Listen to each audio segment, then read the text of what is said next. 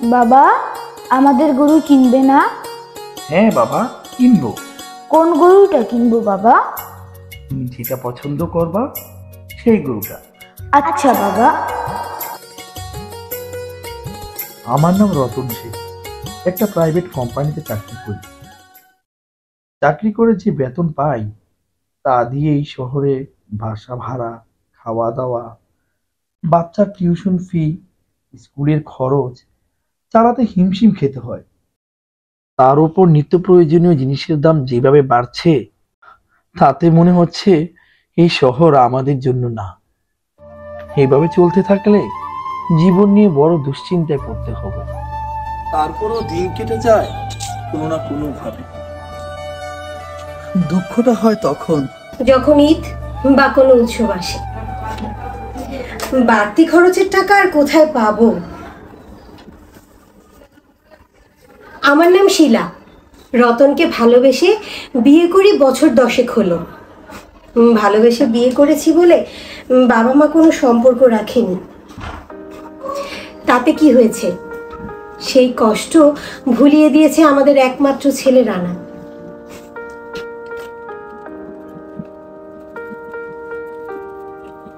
মা, আমি একটু বাইরে যাই। কোথায় যাবা বাবা? অপুদের গরু দেখতে। আচ্ছা। স্বামীর অল্প রোজগার, তাই এই সংসার সামলানোর পর সেলাই মেশিনের কাজ করেই কিছু টাকা উপার্জন করছি।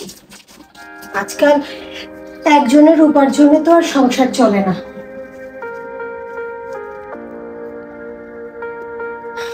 কত খরচ। খরচের কথা বলো না, এইভাবে জিনিসপত্রের দাম বাড়লে শহর ছেড়ে চলে যেতে হবে। শুনলেন তো, এই হলো আমার সংসার। আমার নয়, বলো আমাদের সংসার। রানা কোথায়? আর কোথায়? অপুদের গরু নিয়ে এসেছে, সেখানে গেছে। আমাদের গরুটা সুন্দর, তাই না? আমার বাবা বলেছে কি আমি ঘাটে গিয়ে যে গরুটা পছন্দ করবো সেটাই আমাকে কিনে দিবে।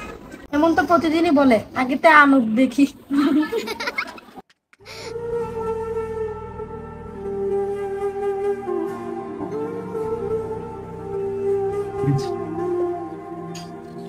কি হয়েছে রানা?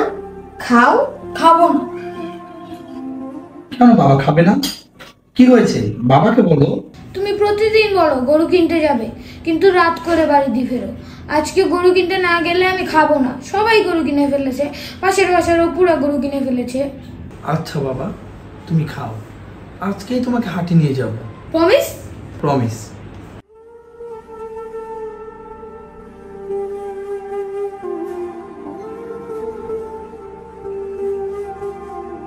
তোমার চা।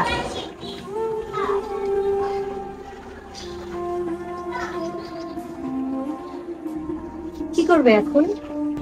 ভাবছি। আমি বলি কি, কারো সাথে শেয়ারে কোরবানির ব্যবস্থা করতে পারো কিনা একটু দেখো না। কিন্তু টাকা? আমি সেলাই কাজ করে কিছু টাকা জমিয়েছিলাম, তা প্রায় 1000-20 হবে। ঠিক আছে, তাহলে প্রতিবেশীর সাথে কথা বলে দেখি।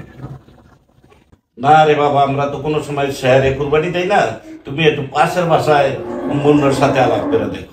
ও রতন, আমরা তো এবার সব কাজিনরা মিলে এই গ্রামের বাড়িতে কোরবানি ঈদ করবো।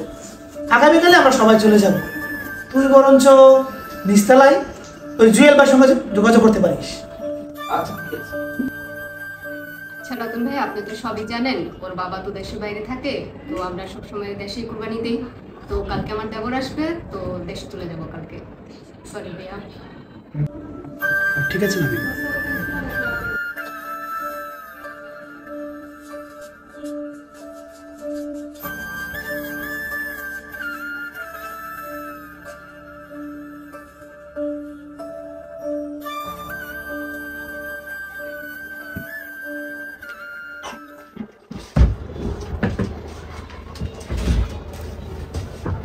মন খারাপ করো না, এটাই জীবন।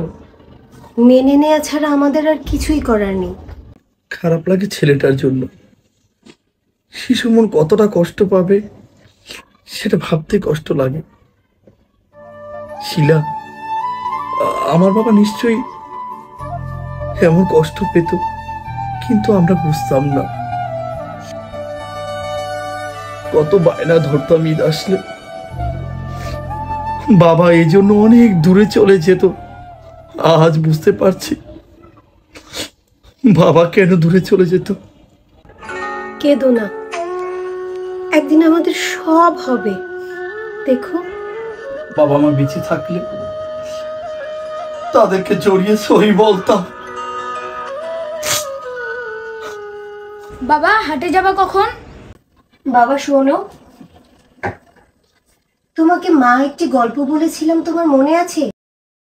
ওই যে একজন ধনী লোকের একটি জাদুর কাঠি হারিয়ে গিয়েছিল, মনে আছে তোমার সেই গল্পটা? হ্যাঁ, সে যে জাদুর কাঠি দিয়ে টাকা বানাতো, তার সেই জাদুর কাঠিটা হারিয়ে যায়, তারপর সে গরিব হয়ে যায়। তোমার বাবার সেই জাদুর কাঠিটা হারিয়ে গেছে বাবা। মানে বাবার এখন টাকা নেই? বাবা গরিব হয়ে গিয়েছে? বাবা গরু কিনবে না? না বাবা,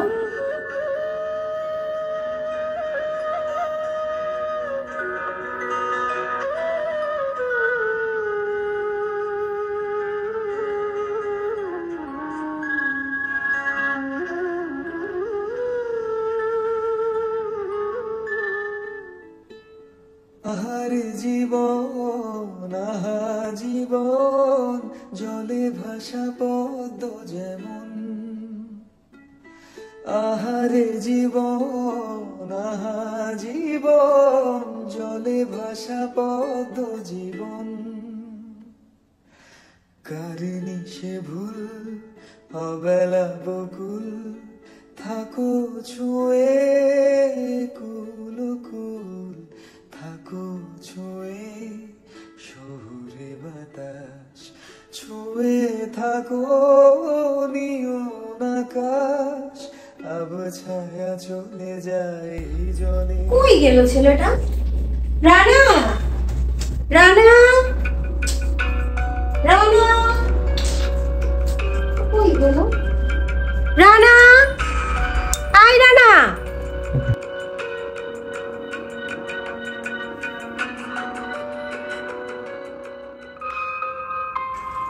রানা, রানা, এটা কাদের গরু? আমাদের। আমাদের মানে? আমাদের সবার। হ্যাঁ, আমাদের 2 ভাগ। আমারও 2 ভাগ আর তোমার 1 ভাগ। আঙ্কেলের 2 ভাগ, তোমার 2 ভাগ, আমার 2 ভাগ, তোমার 1 ভাগ, এই 7 ভাগ। আমরা সকলে মিলে একসাথে কোরবানি দিব। কি ভাই, আমাদের সাথে কুরবানি দিবেন তো? এই হলো আমাদের গরু। পাশের বাড়ি হলেও আমরা তো আপনার খোঁজ খবর রাখি, কি বলেন? আমরা সবাই মিলে একত্রে কোরবানি দেব। এভাবেই কোরবানির মাহাত্ম্য ও আনন্দ ছড়িয়ে যাক সবার মাঝে। ঈদ মুবারক।